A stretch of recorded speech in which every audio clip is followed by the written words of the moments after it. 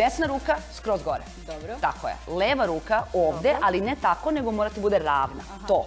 Znači ovde ovaj lakat da držiš. To.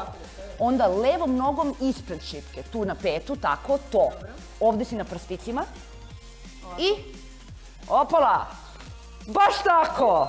Čoveče, ali teško. Bravo. Ja osetim sad pritisak ovde. Naporni treninzi i jaka volja. To je pole dance ili jednostavnije ples oko šipke. Prvo vas upoznajemo sa Kristinom i Milicom, državnim šampionkama u dublu. Koliko je sada ovo komplikovano? Pa dosta. Zahtjeva fleksibilnost, zahtjeva snagu, zahtjeva da vas koža više ne boli.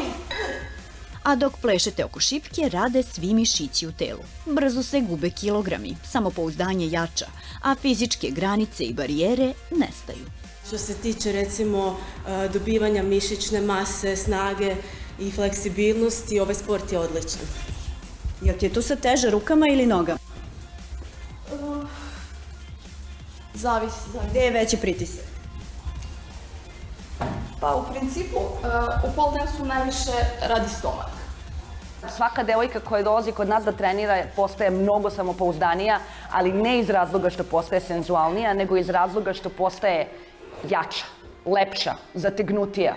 I nikakve fizičke predispozicije nisu potrebne da biste se bavili pole dance-om. Dovoljno je da budete opušteni, hrabri i bez predrasuda, jer ples oko šipke nije striptiz.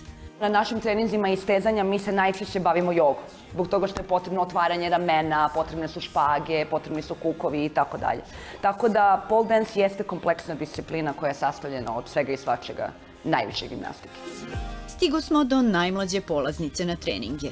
Mala May ima tek nešto više od pola godine i već sa mamom dolazi da vežba. Evo sada i nju spremamo da počne da trenira, što pre. Kad može, od 4. godine, tako sam Pa čula. tako nešto, posle 3. godine može da počne sad, ja se nadam da će hteti. I nemojte misliti da je ovo sport samo za dame, jer su i muškarci podjednako talentovani i sve se više odlučuju da krenu na pole dance. A ako ste od onih sa predrasudama, testirajte svoju snagu.